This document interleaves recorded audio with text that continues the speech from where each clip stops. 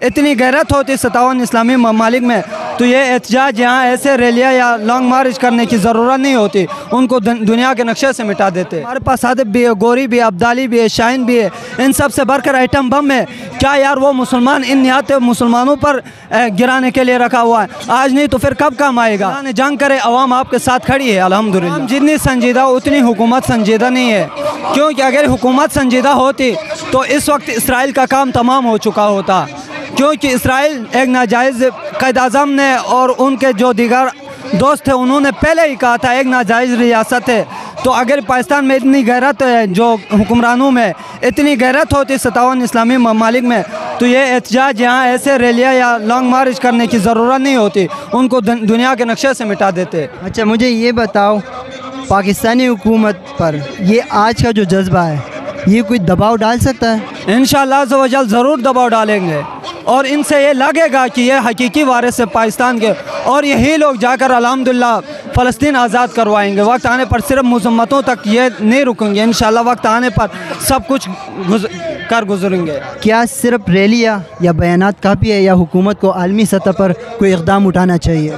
دیکھیں ابھی تک تو 1.5 سال سے اوپر ہو گیا یہ جنگ جاری ہے ظلم اور بربریت کی، لیکن یہ صرف اور صرف فلسطین اور اسرائیل کی نہیں ہے، یہ پورے عالم اسلام اور کفر کی جنگ ہے۔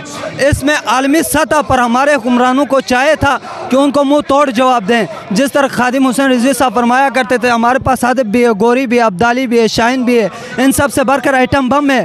کیا یار وہ مسلمان ان نہایت مسلمانوں پر گرانے کے لیے رکھا ہوا ہے؟ آج نہیں تو پھر کب کام آئے گا؟ حکومت وقت کو چاہے اس وقت بالخصوص آرمی چیف سٹاف کو چاہے کہ وہ اعلان جنگ کرے، عوام آپ کے ساتھ کھڑی ہے الحمدللہ۔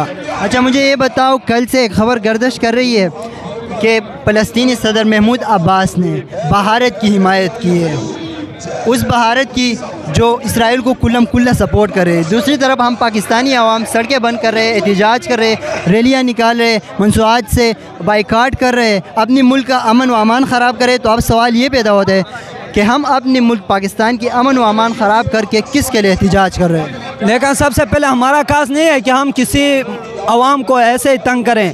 الحمدللہ ہم سے بڑا محب وطن بھی کوئی نہیں ہے، اور ہم سے بڑا حقوق کی بات کرنے والا بھی کوئی نہیں ہے۔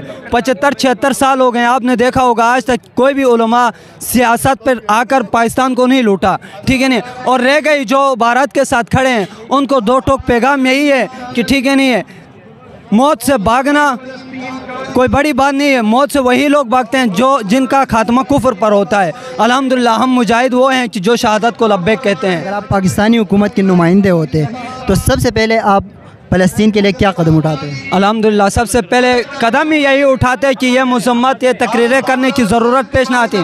سب سے پہلے جو درار ٹینک بنا ہے، جو خالد بن ولید رضی اللہ تعالیٰ عنہ کے نام پہ جو ٹینک بنا ہے، جو ہدف ہے، شاہین ہے، گوری ہے، ابدالی ہے، ٹھیک ہے نہیں ہے، یہ سارے ان سے بڑھ کر جو ایٹم بم ہے الحمدللہ چند سیکنڈوں میں وہ ناجائز اسرائیلی ریاست پر گرتا اور اس کے ٹکڑے ہوتے دنیا کے نقشے سے مٹا دیتے انشاءاللہ۔